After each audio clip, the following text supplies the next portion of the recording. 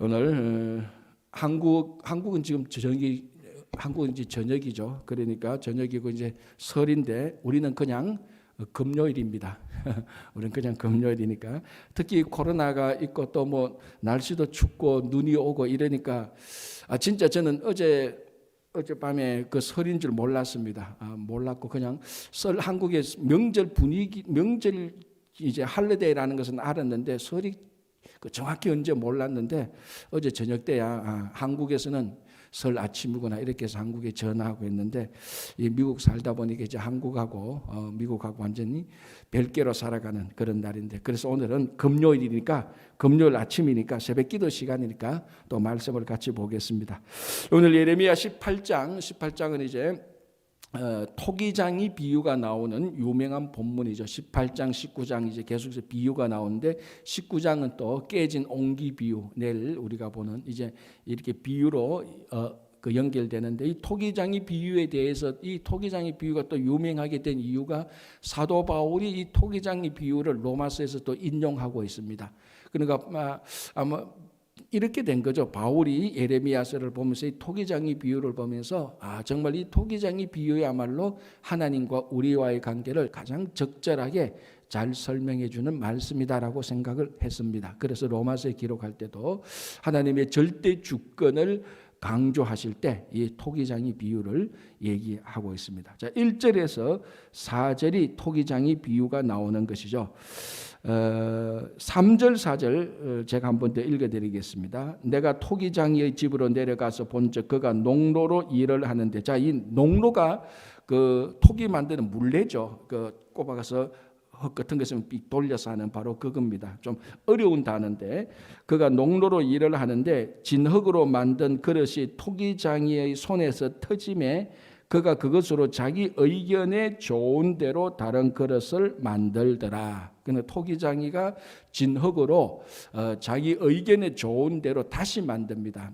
이 토기장의 진흙으로 토기를 만드는데 이게 토기가 뭐 흙의 성분이 나쁘든지 뭐 농로가 잘못되었든지 여러 가지 이유로 인하여서 이 그릇이 터지니까 이 토기장이가 이 터졌으니까 이거보다 더 좋은 대로 그러니까 토기장이의 마음에 선한 대로 다른 토기를 만드는 것입니다.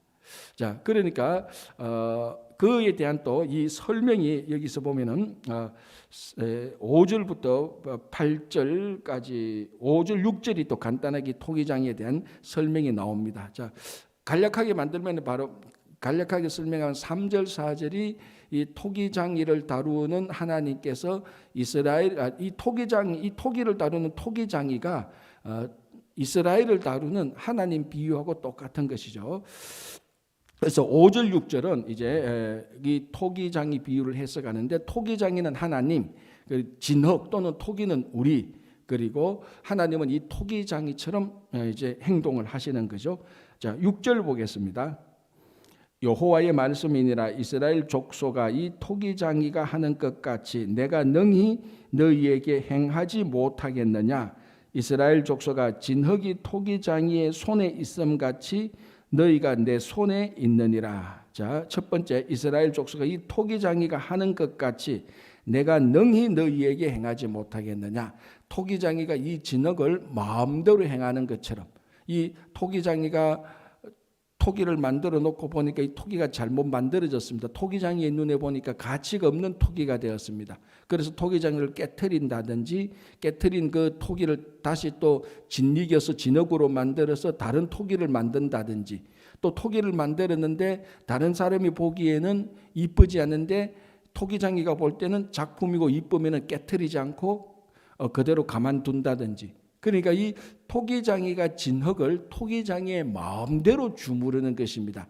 깨기도 하고 깬 걸 다시 주물러서 다시 만들기도 하고 만들어 놓은 것을 계속해서 잘 보존하기도 하고 그러니까 이 토기장이가 토기를 다루는 이 하나님께서 이스라엘을 토기장이가 토기를 다루듯이 하나님이 이스라엘을 이렇게 다루는 것입니다. 그래서 여기서 깨어진 토기 이게 이제 지금 우상을 숭배하고 자기 마음대로 악한 길을 가는 이스라엘을 말하는 것이죠. 그래서 여기서 보면은 토기장이가 하는 것 같이 내가 능히 너희에게 행하지 못하겠느냐. 하나님께서 이스라엘에게 마음대로 할 수 있는 토기장의 이 권한이 있다는 것입니다. 이게 이제 진흙 또는 토기가 볼 때는 굉장히 이제 억울할 수 있죠. 왜 마음대로 합니까? 하지만은 토기장이와 토기의 관계 또는 토기장과 진흙의 관계는 그런 관계가 사실입니다. 그게 우리가 이제 부인할 수 없는, 부정할 수 없는 일이죠. 자, 그 다음에 또 이렇게 되어 있죠. 이스라엘 족속가 진흙이 토기장이의 손에 있음 같이 너희가 내 손에 있다. 그러니까 이 진흙이 아무리 자기가 가치가 있다 한들, 가치가 없다 한들, 색깔이 붉은색이든 이 진흙이 뭐 노란색이든 어떤 이 진흙의 상태와 상관없이 진흙은 토기장이의 손에 있는 것입니다. 그러니까 우리가 하나님의 손에 있는 것하고 똑같은 거죠. 나는 아주 뭐 능력이 출중하니까, 나는 인물이 좋으니까, 나는 뭐 경력이 많으니까, 나는 하나님의 손에서 벗어나서도 할 수 있다. 그런 거하고는 전혀 상관없습니다. 진흙이 아무리 고급 진흙이라 할지라도, 아무리 진흙이 그 성분이 좋다 할지라도 토기장이의 손에서 노는 것이지 토기장이의 손에 벗어나서 토기가 만들어질 수가 없는 것입니다. 이 어떻게 보면 참 억울하다 그렇게 말할 수 있지만 전혀 억울한 게 아닙니다. 그리고 실제로 한 평생을 살아보면은, 하나님의 말씀을 보면은 이 토기장이의 손에 놓인 진흙이 제일 가치가 있고, 그래야만이 진짜 토기 하나라도 만들어지는 것입니다. 이런 것들은 우리 서유기 이야기에서도 잘 우리가 재밌게 옛날에 본 것 아닙니까? 손오공이 아무리 재주를 피우고 지가 뭐 능력을 만들고 뭐 머리카락을 풀어가지고 손오공 몇 개를 만들어내도 나중에 보니까 전부 다 부처 손 안에 놀고 있다는 겁니다. 그러니까 참 아주 재밌는 비유인데, 사실은 그 내용하고 똑같습니다. 사람이 아무리 뭐 핵 발전함을 만들고 화성에 가나니 뭐 별별 소리를 다 해도 결국은 나중 보면은 이 우주를 창조하시는 하나님 안에서 한 1인치도 눈곱만큼도 벗어나지 못하는 겁니다. 그걸 이제 예레미야 선지자가 말을 하면서 이스라엘이 바벨론에 포로됐다가 다시 회복시키는 하나님, 이 역사와 그 관계를 설명하고 있는 것입니다. 자, 7절 보시기 바랍니다. 이제 7절 8절에 한 가지 이야기고 9절 10절이 또 한 가지 이야기인데, 7절 8절 9절 10절이 아주 적절하게 비교 대조되어서 나타나고 있습니다. 자, 7절 어느 민족이나 국가를 뽑거나 부수려고 멸하려 할 때에 만일 내가 그 민족이 그의 악에서 돌이키면 내가 그에게 내리기로 생각하였던 재앙에 대하여 뜻을 돌이키겠고. 자, 이 7절 8절에 가장 적절한 성경의 경우가 어느 경우입니까? 이게 성경 좀 아시는 분은 이제 이거 요나스에 나타난 누구 이야기? 니느웨 사람들 이야기. 그죠? 그게 가장 적절하게 맞는 겁니다. 자, 니느웨는 아수르의 수도입니다. 이 아수르 사람들은 고대 제국들 가운데서도 가장 잔인했던, 그러니까 아수르 사람들이 한번 쓸고 가면 가장 잔인하게 피해를 입혔던 그런 사람들입니다. 이 아수르 사람들의 수도가 니느웨인데, 뭐 우상을 섬기는 건 당연하죠. 하나님 여호와 하나님 유일신을 섬기는 그런 일이 들어본 적도 없고 있은 적도 없는데, 이 아수르가 북이스라엘을 괴롭히잖아요. 북이스라엘을 괴롭히고 나중에 북이스라엘을 멸망시키잖아요. 그러니까 북이스라엘하고 아수르는 철전지 원수 아닙니까? 쉽게 말하면 한국하고 일본 이래 보면 되는 겁니다. 여러분, 요즘은 뭐 한국에 일본의 한국 선교사들이 많이 갔지만 아직 여전히 일본에 대한 적개심과 정오심이 있는 사람은 일본이 복음을 받아들고 일본이 복음을 받고 예수 믿고 구원 얻는 것에 대해서 탐탁지 못하게 생각하는 사람들이 있습니다. 저 일본은 멸망해야 되는데 왜 복음을 전하냐, 그런 사람들이 실제로 없잖아 있는 겁니다.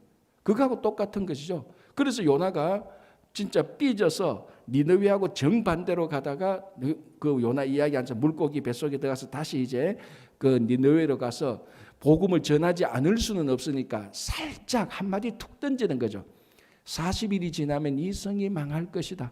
그런데 그게 이상하게 말이 새서 다른 사람이 듣고 이게 전파가 되어서 니느웨에 있는 성주라고 말할 수 있겠지. 아니면 왕이 그 말을 듣고 왕하고 신하고 백성하고 짐승까지 전부 다 회개했습니다. 그래서 하나님께서 니느웨 아수르를 멸망시키려고 했던, 니느웨를 멸망시키려고 했던 그 뜻을 하나님께서 돌이킵니다. 근데 이 돌이킨다는 말이 우리 요나서도 보면 똑같은 말로 계속해서 반복하죠. 그런데 여기서 오늘 보니까 7절 8절에도 보면은 그 사람들이 멸망당하기로 했던 사람들이 악한 길에서 돌이키면 하나님께도 멸망시키기로 했던 뜻을 돌이킨다는 것입니다. 자, 그거하고 정반대로 9절 10절의 말씀을 말하고 있죠. 하나님께서 국가와 민족을 유익하게 하시리라고 결정했던 그 뜻이, 그 백성과 국가 사람들이 하나님의 뜻에서 돌이켜서 악한 길로 간다면은 그 백성과 국가를 유익하게 하겠다고 했던 하나님께서 또 뜻을 돌이키는 겁니다. 그리고 완전히 반대 경우죠. 자, 이 경우는 지금 어느 경우를 말하고 있습니까? 유다, 지금 예루살렘 경우를 현재 말하고 있는 거죠. 그러니까 여러분 한번 보십시오. 이게 얼마나 아이러니한 게, 자, 여기 니느웨가 있습니다. 자, 여기 유다가 있습니다. 자, 여러분들이 보기에는 이제 그 지도로 보면 여기가 이제 유다고 여기가 니느웨가 될 수 있죠. 여러분 입장에서 보면은 그 지도 위치는, 자, 이 니느웨는 하나님께서 멸망시키기로 작정을 했고, 이 유다는 하나님께서 복을 주시기로 작정을 했습니다. 그런데 이 유다가 악한 길로 돌이켜버리고 니느웨가 복음으로 돌이키니까 이 니느웨가 살고 유다가 죽어버리는 이런 일들이 지금 생긴 것을 비교 대조해서 보여주고, 초점을 어디에 둡니까? 예루살렘 주민들, 유다에게 지금 말하고 있는 것입니다. 자, 이렇게 할 수 있는 사람이 사람에게 이렇게 할 수 있는, 그러니까 심판하기로 작정했던 하나님께서 이 백성이 뜻을 돌이키는 것을 보고 하나님께서 또 뜻을 돌이켜서 살려주고 유익하게 하기로 했던 유다를 이 유다 백성들이 악한 길로 돌이키는 것을 보고 복을 주시라고 했던 그 뜻을 돌이켜서 멸망시키려 하는 하나님. 가만히 보면은 하나님이 절대 주권을 쥐고 있는 겁니다. 이게 토기장이 비유하고 또 같은 맥락에서 이어지는 거죠. 그래서 이 토기를 깨트리고 토기를 다시 다듬고 주무르고 세우는 것은 하나님의 권한입니다. 그런데 이제 여기서 한 가지 이제 이 비교 대조하면서 중요한 메시지를 하나 더 첨가하고 있습니다. 그게 뭡니까? 바로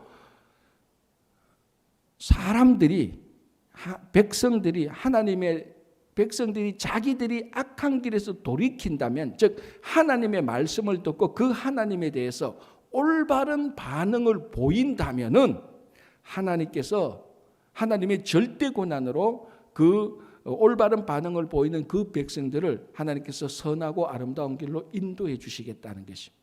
그런데 이 백성이 회개하고 올바른 길로 악에서 떠나고 올바른 길로 가는데도 하나님께서 심판하신다? 그런 경우는 없습니다.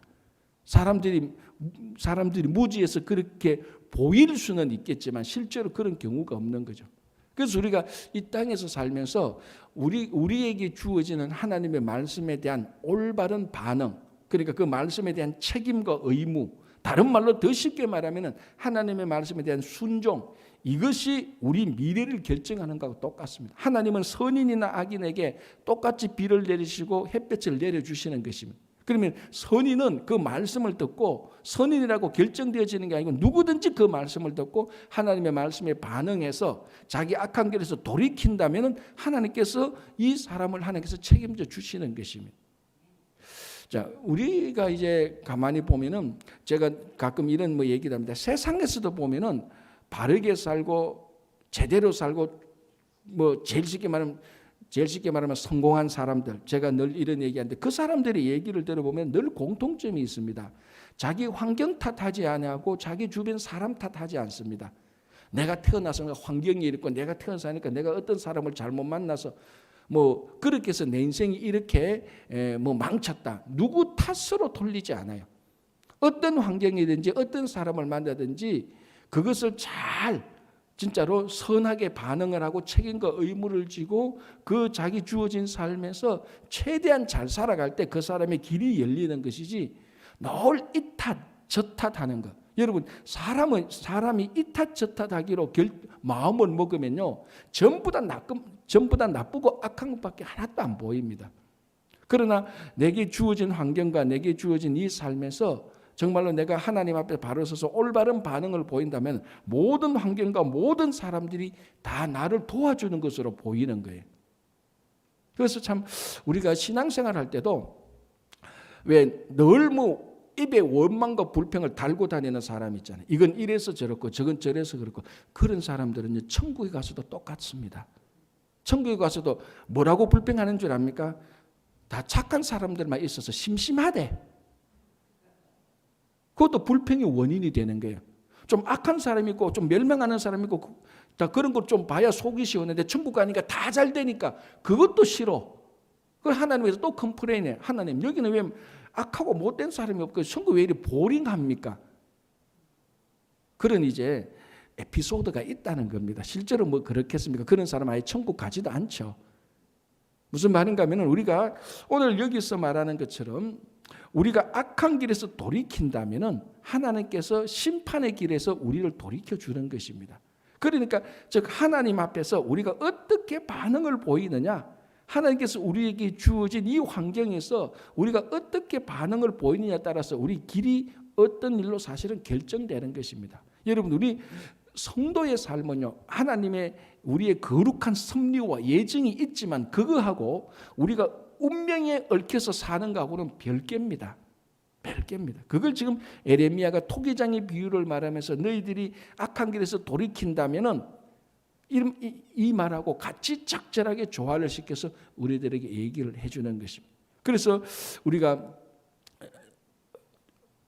어떤 환경에 있든지 어떤 사람을 만나든지 야, 이거 하나님께서 내게 이 모든 일을 잘 되라고 내게 붙여주신 것이라고 정말 하나님의 뜻을, 선한 뜻을 알고 선한 뜻의 반응이고 책임을 일으킨다면 어떤 불평과 원망, 사람 탓, 환경 탓 돌리지 않고 하나님의 뜻을 따라가게 되는 그런 사람은요, 반드시 하나님께서 인도하시고 반드시 잘 됩니다.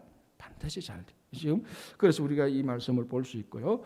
자, 11절 한번 보시기 바랍니다. 이렇게 되어 있습니다. 그러므로 이제 너는 유다 사람들과 예루살렘 주민들에게 말하여 이르기를 여호와의 말씀에 보라, 내가 너희에게 재앙을 내리며 계책을 세워 너희를 치려하노니. 자, 이제 예루살렘 백성들 남유다가 악한 길로 가니까 하나님께서 이 사람들을 치려고 결정을 했습니다. 심판하기로 결정을 했습니다. 자, 그런데 보십시오. 너희는 각기 악한 길에서 돌이키면, 하나님께서 이제 유다 백성들을 치려고 다 결정을 했어요. 그런데도 불구하고 이 유다 백성들이 악한 길에서 돌이키면 너희의 길과 행위를 아름답게 너희가 악한 길에서 돌이키면 너희의 길과 행위를 아름답게 하라 하셨다라. 그러나 그들이 말하기를 이는 헛되니 우리의 계획대로 행하며 우리는 각기 악한 마음이 완악한 대로 행하리라. 그러니까 이 사람들이 계속 악한 길로 가기 때문에 하나님께서 유다 백성들을 심판하기로 작정을 했습니다. 이때조차도 유다 백성들이 악한 길에서 돌이키면 하나님께서 심판하기로 작정했던 그 뜻을 돌이킨다는 것입니다. 그런데 어떡합니까? 자기들의 계획대로 악한 길로 끝까지 갔습니다. 돌이키지 않았습니다. 그래서 하나님께서 심판하시기로 작정했던 그 뜻을 돌이키지 않으니까 바벨론에게 포로 잡혀가게 되는 일이 일어나게 되는 겁니다. 그래서 이 토기장의 비유를 통하여서 1절부터 12절까지 크게 하나님께서 이 잘못 빚어진 토기를 하나 지금 깨는 겁니다. 자, 깨어서 다 버리고 토기장이 일을 더 이상 안 합니까? 그렇지 않죠. 이 잘못 만들어진 이 토기를 깨어서 완전히 버리지 않고 깨어서 다시 주물러서 더 좋은 토기로 만들어내는 겁니다. 그게 바벨론 포로로 갔다가 다시 돌아오게 되는 것이. 그러니까 우리가 지난 주일날 우리 로마서 5장 끝부분을 우리가 같이 말씀을 나눈 것처럼 죄가 아무리 커도 하나님의 은혜보다 크지 못합니다. 이렇게 예레미야 때 나타난 유다 백성들의 죄가, 이 죄가 상상하지 못할 정도로 크다 한들 하나님의 그 은혜는 항상 그보다 플러스 알파로 더 컸다는 것이 오늘 또 알 수 있습니다. 그죠? 자, 13절부터 이제 보면은 이스라엘 사람들이 가증한 일을 하는 것들을 또 보여줍니다. 13절 이렇게 되어 있습니다. 그러므로 여호와께서 이와 같이 말씀하시니라. 너희는 누가 이러한 일을 들었는지 여러 나라 가운데 물어보라. 그러니까 이제 14절부터 특히 14절에 나오는 말씀, 이런 말씀을 들어본 적이 없다. 이런 일은 원래 있어 본 적이 없다라고 말을 하는데 14절 내용이 뭔가 하면요. 레바논의 눈이 어찌 들의 바위를 떠나겠으며 먼 곳에서 흘러내리는 찬물이 어찌 마르겠느냐. 자, 이 레바논의 눈이 이 레바논의 눈이 나중에 그 요단강으로 흘러 들어와서 큰 그 이스라엘 백성들이 그 사용하는 이 물의 공급지가 되는 것입니다. 그래서 오늘 여기 보니까 이 레바논의 눈이 사라져 가지고 없어지는 것을 본 적이 있느냐? 그러니까 이 레바논의 눈이 사라져서 물이 사라지는 경우를 누가 말한 적이 있느냐? 그런 경우 없지 않느냐? 하나님께서 은혜를 주셔서 레바논의 그 눈이 계속 그 아래로 내려와서 요단강을 거쳐서 이스라엘 백성들이 그 물을 먹고 마시고 그 물을 사용해서 삶을 살아왔지 않느냐. 그러니까 하나님께서 이스라엘 백성들에게 때에 따라서 물을 주셔서 이스라엘 백성들을 살게 하셨다는 겁니다. 그러니까 이 물이 사라졌다고 누가 얘기하느냐? 들어본 적이 없다. 그렇게 말한 적이 없다. 왜? 그런 일이 있어 본 적이 없으니까.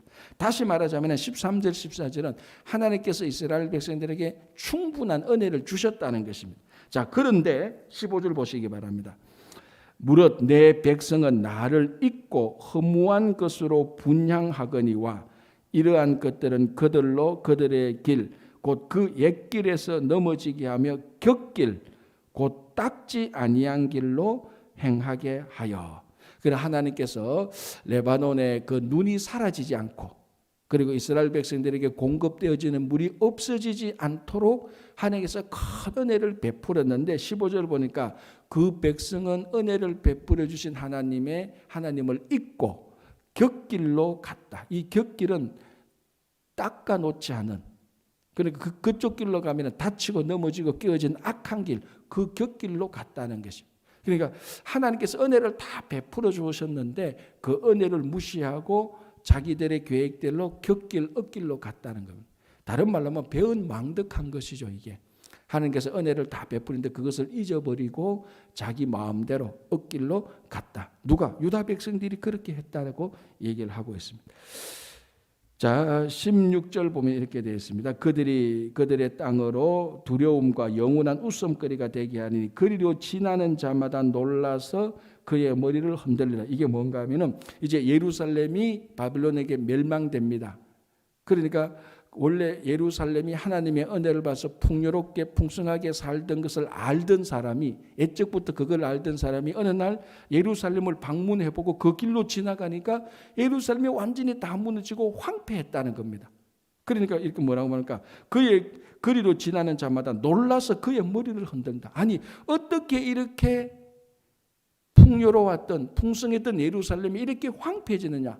야, 내가 20년 전에 와봤는데 여기가 얼마나 번성한 도시고 자기들이 하나님을 섬긴다고 해서 복받은 도시고 우리한테 자랑하고 막 어깨에 힘주고 다녔는데 오늘 20년이 지나고 오늘 와보니까 완전히 멸망했는데 어떻게 이런 일이 일어날 수 있지? 고기를 살래살래 흔든다. 무슨 말입니까? 완전히 그렇게 풍요로웠던 하나님을 잘 섬길 때 소문이 났던, 그래서 거기를 한번 들러봤던 사람들이 그 예루살렘의 번영과 그 예루살렘의 그 화려함을, 그 풍성함을 마음속에 알고 있었던 사람들이 망하고 난 다음에 보니까 세상에 이런 일은 없다. 머리를 살래살래 흔든다는 것. 그만큼 예루살렘이 완전히 멸망될 것이다. 그러니까 지금 아무리 풍요롭고 지금 아무리 잘 나간다 할지라도 심판을 받으면 그거는 뭐 황폐해지고 사람들이 놀랄 정도로 완전히 폐허가 되는 것이. 그래서 사도 바울이 늘 그러지 않습니까? 선자는 넘어질까 주의하라. 그죠? 자, 17절 보겠습니다. 내가 그들의 원수 앞에서 흩어버리기를 동풍으로 함같이 할 것이며 그들의 재난의 날에는 내가 그들에게 등을 보이고 얼굴을 보이지 아니하리라. 자, 이미 앞에서 몇 번이나 하나님께서 얼굴을 돌리신다. 그거 몇 번 나올까? 특별히 시편에서도 하나님께서 이스라엘 백성들을 떠나고 이스라엘 백성들을 버리는 표현으로 하나님께서 얼굴을 우리에게 돌리셨다라고 그렇게 말합니다. 그러니까 이 대제사장이 백성들에게 은혜를 베푸는 문구에도 하나님께서 하나님의 얼굴빛으로 그들을 비추사 이런 말이 있습니다. 그러니까 유대인들에게 하나님께서 얼굴을 돌리셨다. 이건 하나님이 우리를 떠났다라는 말하고 똑같습니다. 그런데 여기는 보니까 등을 보이고 얼굴을 보이지 않았다. 하나님께서 완전히 돌아서신 거죠. 완전히 돌아서신 거죠. 이게 지금 예루살렘 멸망을 그렇게 이야기하고 있습니다. 그래서 시편에 보면은 시편 기자의 소원이 뭡니까? 내가 아침에 눈을 뜰 때에 주의 얼굴을 보는 것으로 내가 만족하게 하소서. 주의 얼굴을 볼 때 내 기쁨이 있게 하소서. 주의 얼굴, 내가 아침에 눈을 떴을 때 주의 얼굴을 보는 것이 내 마음의 소원입니다. 그런 노래를 했던 것이 있습니다. 단순히 얼굴을 본다라는 차원을 떠나서 하나님이 내하고 얼굴을 마주보게 되어 있는 이 상황, 이거는 하나님께서 우리를 살피시고 우리를 돌보시고 은혜를 베푸신다는 그런 의미인데, 지금 이제 예루살렘 멸망 때는 얼굴을 보이지 않는다라고 이렇게 얘기를 합니다. 자, 이렇게 멸망하고 다시 또 현실 속으로 쑥 들어옵니다. 그게 이제 18절부터인데요. 18절부터 23절 보면은 이제 예레미야가 이렇게 예루살렘 멸망을 자꾸 이렇게 선포하니까 그 백성들이 예레미야가 눈에 가신 거예요. 그래서 우리 앞에서 봤다시피 아나도 사람들 예레미야를 그 큰 웅덩이에 파서 예레미야를 거기에 빠뜨려서 잡아 죽이려 했던 사람들 경우를 우리가 한번 봤습니다. 자, 또 한 번 18절에서 23절을 보면 또 예레미야를 죽이려고 했던 경우가 또 나타납니다. 자, 18절 그들이 말하기를 우리가 꾀를 내어 예레미야를 치자. 제사장에게서 율법이 지혜로운 자에게서 책량이 선지자에게 말씀이 끊어지지 아니할 것이니 오라 우리가 혀로 그를 치고 그의 어떤 말에도 주의하지 말자. 자, 예레미야가 이렇게 하나님의 말씀을 진리로 선포하니까 그것을 듣기 싫었던 사람들, 자기들의 죄는 돌아보지 않고 자기들의 악한 길에서 돌이키지 않고 대신 자기들에게 회개를 선포하는 예레미야를 죽이려고 작정을 하는 겁니다. 그러면서 하는 말이, 야, 예레미야쯤 없어도 괜찮아. 우리에게는 뭐라고 말합니까? 제사장에서 율법이 나오고 선지자에게서 하나님의 말씀이 나오고 지혜로운 자에게서 책량이 나온다. 쉽게 말해서 예레미야가 하나 없어도 우리 아무 문제 없잖아. 우리 제사장 있고 선지자들 있고 지혜자들이 다 있잖아. 근데 저 예레미야 하나가 저렇게 우리한테 뭐 자꾸 저렇게 이리저리 말을 하니까 듣기 싫은 거예요. 그러니까 여러분 그렇잖아요. 악한 사람일수록 진리의 말을 굉장히 듣기 싫어하는 거하고 똑같습니다. 자, 그래서 이제 우리가 예레미야의 말을 무시하고 예레미야를 치자라고 말하는데 이제 그 예레미야를 친다는 의미가 뭔가 하면 20절 보시기 바랍니다. 예레미야가 이제 하는 말인데 어찌 악으로 선을 갚으리까마는 그들이 나의 생명을 해하려고 구덩이를 팠나이다. 그러니까 이거는 비유가 아닙니다. 실제적인 사실입니다. 그러니까 예레미야를 치자가 어느 정도 칠 것이냐, 주먹으로 한 대 쳐서 위협하고 우리 말로 하면 몽둥이로 다리를 한번 부수자, 그 정도가 아닙니다. 완전히 죽이자, 완전히 선지자를 죽이자, 이까지 결정을 하게 된 것입니다. 근데 이게 여러분 얼마나 악한 마음입니까? 우리가 한 사람을 그냥 치고 좀 위협하고 끝내자 하는 거하고 저 사람을 진짜 죽이자. 여러분 인간의 죄 가운데서 가장 악한 죄가 살인 아닙니까? 지금 살인을 하자라는 겁니다. 누구를? 선지자를. 왜? 자기한테 하나님의 말씀을 전하는 이유로. 그죠? 자, 그게 22절을 한번 보시기 바랍니다. 이렇게 되어 있습니다. 같은 의미인데요. 주께서 군대로 갑자기 그들에게 이르게 하사 그들의 집에 부르짖음이 들리게 하옵소서. 이는 그들이 나를 잡으려고 구덩이를 팠고 내 발을 빠뜨리려고 올무를 놓았음이라. 23절 여호와여 그들이 나를 죽이려 하는 계략을 주께서 다 아시오니. 그러니까 이 당시의 선지자들은 그냥 하나님의 말씀을 받고 이 하나님의 말씀이 좋으니까 전해주는 이런 차원이 아니고 그 말씀을 전하는 대가까지도 그 말씀을 전하는 그 위험까지도 감수했던 사람들. 그래서 제가 사도행전에 나타나는 바울 및 사도들이 복음을 증거했을 때 그리고 복음의 삶을 살았을 때에 오는 세상의 핍박들 이런 것들을 다 감당했던 것입니다. 그래서 제가 전번에도 말씀드렸겠지만 우리가 선지자가 또는 사도들이 하는 말씀 자체, 하나님의 말씀 자체의 중요성을 받아들이는 것도 중요하고, 또 하나는 사도들과 선지자들의 삶을 보면서 우리들이 그 삶을 따라가는 것도 그만큼 중요하다 그랬어요. 근데 이제 우리들이 이 사도와 선지자들의 삶을 따라가는 데 있어서는 굉장히 지금 요즘 불편하고 힘들어합니다. 왜? 이들의 삶은 고난과 핍박을 감당했기 때문에, 그죠? 그래서 예레미야도 지금 그렇게 목숨의 위협에 지금 붙들려가 있는 것입니다. 자, 그런데 이렇게 말하는 거죠. 20절 보시기 바랍니다. 어찌 악으로 선을 갚으리까마는 그들이 나의 생명을 헤아리고 구덩이를 팠나이다. 내가 주의 분노를 그들에게서 돌이키려 하고 주의 앞에 서서 그들을 위하여 유익한 말을 한 것을 기억하옵소서. 이 뭡니까? 예레미야가 하나님 앞에 서서 그들을 위해서 유익한 말을 했다. 하나님 앞에서 유익한 말을 했다. 그러니까 선지자가 그들을 위해서 기도했단 말입니다. 그래서 선지자 그들을 위해서 진심으로 기도해 줬는데, 그 기도를 받았던 사람들이 오히려 예레미야를 치려고 하는 배은망덕한 일이 생기는 것입니다. 아까 앞에서도 말했지만 레바논의 물을 통하여서 이스라엘 그 유다 백성들을 하나님께서 풍성한 삶을 허락했는데도 배은망덕한 일을 했고, 선지자가 말씀을 전하는데도 배은망덕한 일을 했고, 그러니까 그 유다 말기 때에 이런 형편들을 보여주고 있습니다. 자, 마지막으로 하나만 더 보겠습니다. 21절. 자, 이제 그래서 예레미야가 이런 배은망덕한 백성들에게 하나님께서 심판을 해주셔서라는 그런 심판권을 하나님께 맡기는 기도인데요. 이렇게 되어 있습니다. 그러하온즉 그들의 자녀를 기근에 내어주시며 그들을 칼의 세력에 넘기시며 그들의 아내들은 자녀를 잃고 과부가 되며. 자, 여기서 우리가 하나 알 수 있는 건 뭐냐면은 그 한 사람이 지은 죄인데 이 죄 때문에 그들의 자녀들, 그들의 아내들이 같이 고통을 당합니다. 자, 아간을 보십시오. 아간 한 사람이 죄를 지었잖아요. 그런데 그 아골 골짜기에서 아간 한 사람만 죽습니까? 그 가족들 다 죽어요. 아간 때문에. 아간이 무슨 일을 행했는지 그 자녀들은 몰랐어요. 그 아내들도 몰랐고 그 집안의 종들도 몰랐어요. 아간에 관련된 것은 가족들도 다 죽이고 종들도 죽이고 짐승까지도 다 죽였어요. 한 사람의 죄 때문에. 그래서 우리가 지난 주일날 때 본 것처럼 대표 원리가 또 작동한 겁니다. 그런데 오늘 또 여기 보니까 그들의 자녀들, 그들의 아내들. 이 죄는 나쁜 길로 가는데, 타락의 길로 가는데 항상 뭐라고 합니까? 얽어매고 가는 경향들이 있습니다. 그래서 한 사람의 죄가 이 한 사람의 죄로 끝나지 않는다는 겁니다. 이 죄는 반드시 옆에 사람을 전염시키고 다른 사람까지 타락하고 멸망시키는 것입니다. 참 여기에 대해서 우리가 중요하죠. 이 사람이 나쁘구나. 그럼 너 일로 끝나. 이 죄가 그렇게 끝나는 게 아니라는 겁니다.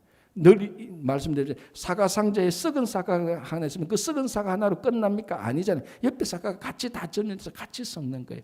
이 죄가 지금 그들을 그런 죄의 속성들을 보여주고 있습니다. 그래서 이 공동체 생활을 할 때는 한 사람의 죄가 있다고 해서 그걸 우리가 저 사람 죄니까 놔두자. 그렇게 우리가 다 무시했다가는 옆에 이걸 자꾸 전염시키는 이런 것들을 우리가 중요하게 보고 우리가 알고 있어야 되는 것을 말하고 있습니다. 자, 그래서 오늘 이 예레미야 선지자의 이 어려움, 그 복음을 전할 때 어려움, 그들의 삶, 이런 것들을 우리가 잘 본받고, 무엇보다도 오늘날 우리들의 삶에 잘못된 것이 있다면 여기서 우리가 돌이키면은 하나님께서도 우리를 돌이켜서 좋은 길로 인도하시는 것입니다. 그래서 우리 삶 구석구석에 조그마한 것이 있더라도 하나님으로부터 벗어난 것은 빨리 돌이켜서 하나님으로부터 인도함을 받는 그런 삶이 되시기를 바랍니다. 기도하겠습니다. 주님 감사합니다. 오늘도 하루를 시작합니다. 오늘도 혹 우리 삶 가운데 아주 미세먼지와 같은 악한 것들이 있다 할지라도 그런 것들을 그 악에서 다 돌이켜서 하나님의 길로 갈 수 있도록 주님 도와주시옵소서. 오늘도 우리가 어떤 기도를, 무슨 기도를 드리든지 주님께서 들어서 응답해 주시고, 누가 기도를 하든지 주님께서 들어서 응답해 주시고, 가정과 자녀들과 일터를 도와주시고 특별히 임직을 통하여서 또 귀한 일꾼들이 선출되는데 주님께서 그 일꾼들의 손길을 통하여서 영광 받으시고 특별히 코로나19 가운데서 우리 자녀들 주님께서 꼭 살펴주시옵소서. 우리 김영만 장로님 치유하여 주시고 그 외에도 건강이나 재정이나 여러 일들로 어렵고 힘든 시기를 보내고 있는 분들 주님께서 꼭 살펴주시고 오늘 또 회복되게 하여 주시옵소서. 예수님의 이름으로 기도합니다. 아멘.